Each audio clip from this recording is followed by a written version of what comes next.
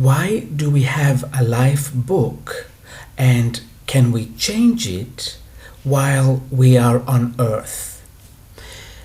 I'll have to explain a few things first for those who have not listened to the little videos in the regular YouTube sites. Before we come to Earth, because once we come through the veil that surrounds Earth, I don't think I said this properly. Once we come through the veil, we are blind, meaning we don't remember. We don't remember who we are. We don't remember where we come from. We don't remember why we came to Earth, what we're going to take back home when we are finished from Earth. We don't remember anything. And we come with guides, usually two. However, in some rare situations, I have seen 3 guides. But most people come with 2 guides. And I'm assuming 99% of these cases, their guides are very good friends from back home who have lived on Earth before and know how things on Earth work, and this way they don't get upset with us. They don't see us as stupid because we totally forget who we are. Now, some might say, and why is there a veil around Earth? So that we can believe that this is all there is. Because if we have proof that there's more than this, we would act differently, and we would not learn as fast as we are learning now by making so many of what we call mistakes. Now, back to the life book. In order for our guides to have some sort of guidelines, so they will know how to guide us, we write a book, usually with the guides. And we say in this book, we write in this book, I would like to be born with this kind of body, in this country, with these parents, and I would like to have these blockages in my life, these obstacles, so I can see how to overcome them. And I would like to experience this, that, and the other. And this way the guides know what you chose to experience before you came, and they can guide you, they can guide us much easier. And this is why we need a life book. Now, the life book is not written in stone. If you insist in not changing things, your guides can't do anything. They just have to let you be, because you are still the boss and you have free will.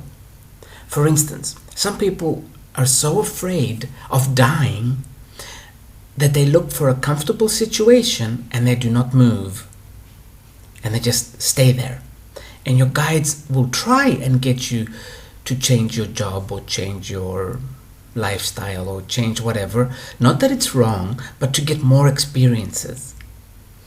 And you become adamant and you say, no, this is where I'm staying and that's it.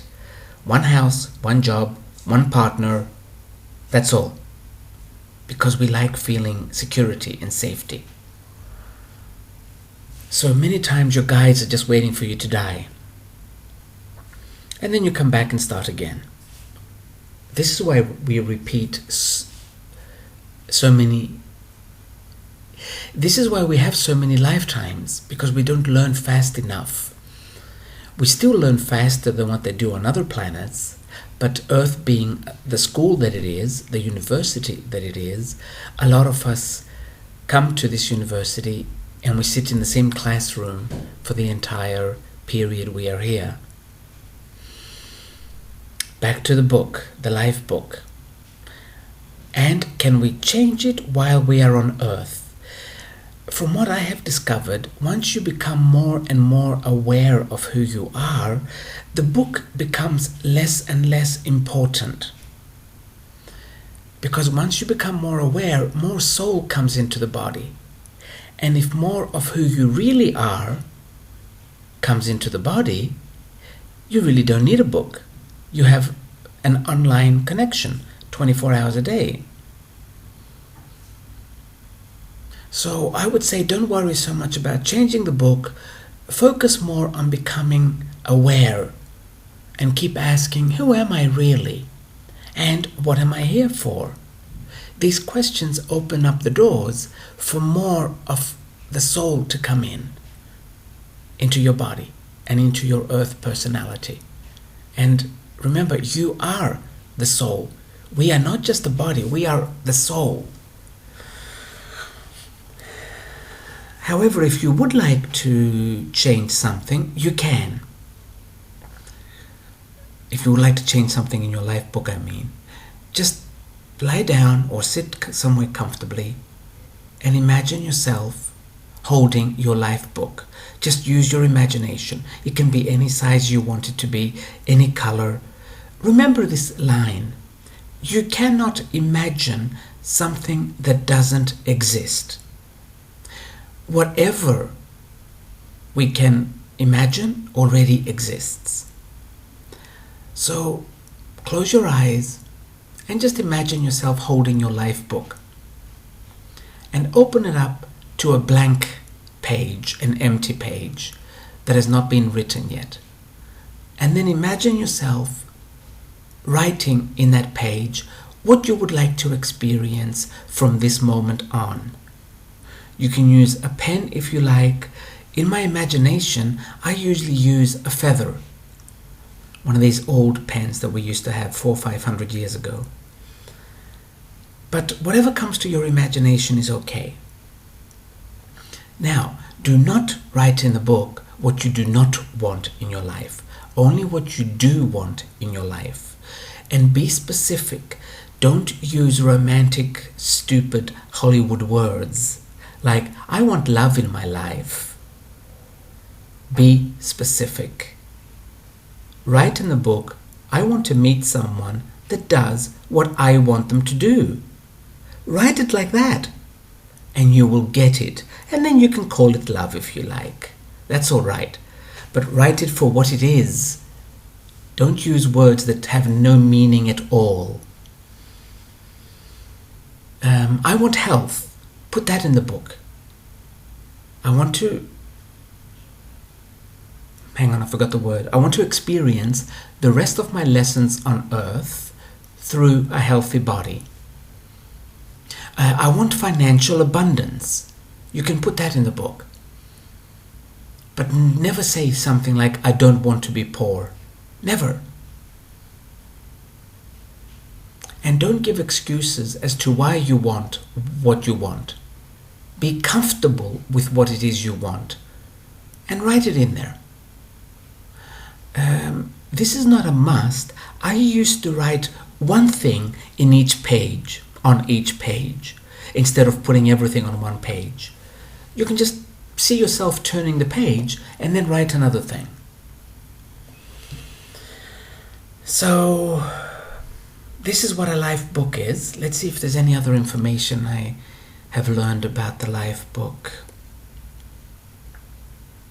Again, it's not written on stone, meaning you can change it easily. Also, you can change your mind. If, for instance, you have put some sort of illness in the book so you can see how you're going to go through it, and now you are aware of this, you can say, I have learned from this, thank you, but from this moment on, I will learn through a healthy body. That is it. And that way you've changed the book. Simply don't put like, I do not want illness anymore. Always focus on the positive. Always focus on what you do want. It's one of the biggest reasons we don't have what we want in our lives, because we're always focusing on what we don't want. And the life book is no different. A lot of people will say, can I put a life partner in my life book? You could, but don't use a name. For instance, after you have met someone and you really, really want them, don't put their name in the book. It's not going to work, because they also have a soul and their soul has different lessons. However, you can put, I would like to be with a partner. That you can put. And be specific of what you would like in a partner. But again, do not use silly words like, I want someone to respect me. There's no such thing as respect. Be truthful. Be truthful with what you want, so the universe will know what it is and it can bring it to you. Words like respect don't mean anything to the universe. It's not a real word. We have mentioned this before, but I'll have to say it again. As long as the other person does what you want them to do, you will see that as respect.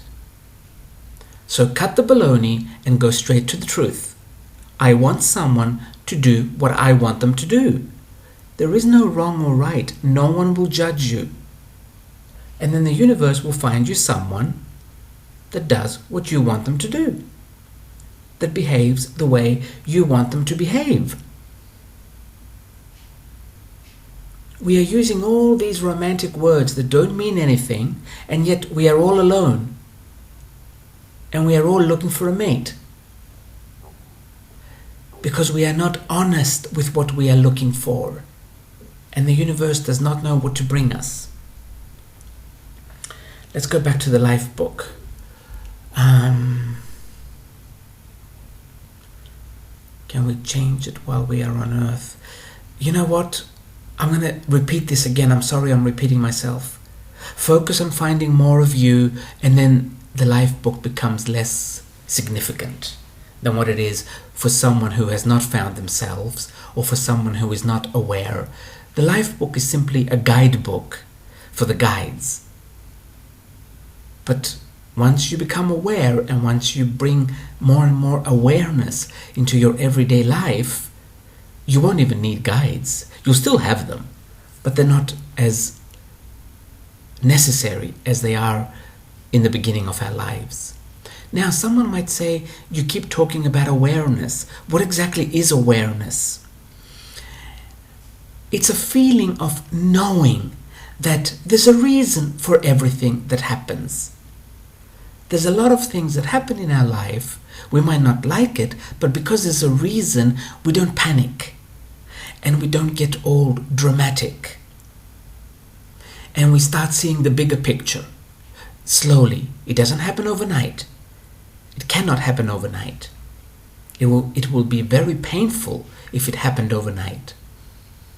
Because we will see all our truths at the same time. And we cannot handle them. So it happens slowly. So if you would like to become more aware, first tell the universe, I'm ready to become more aware. And don't start measuring it. You cannot measure awareness. There's no numbers. I've been doing this for like 13, 14 years. And sometimes I'll have a client and they'll discover something that I thought, I should have known this when I was 10. I'm in my 50s and now I learned it. So we constantly learn. Don't ever measure your awareness or your knowledge. There is no such thing. We are constantly living and learning.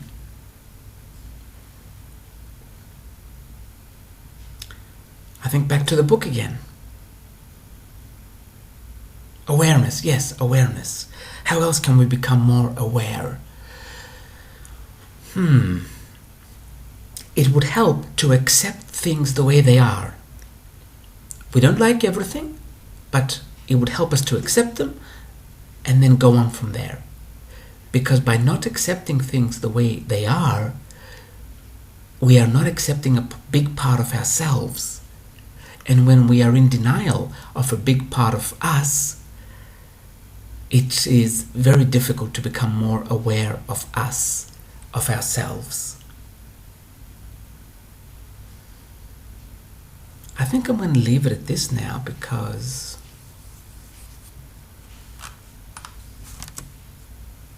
nothing else is coming.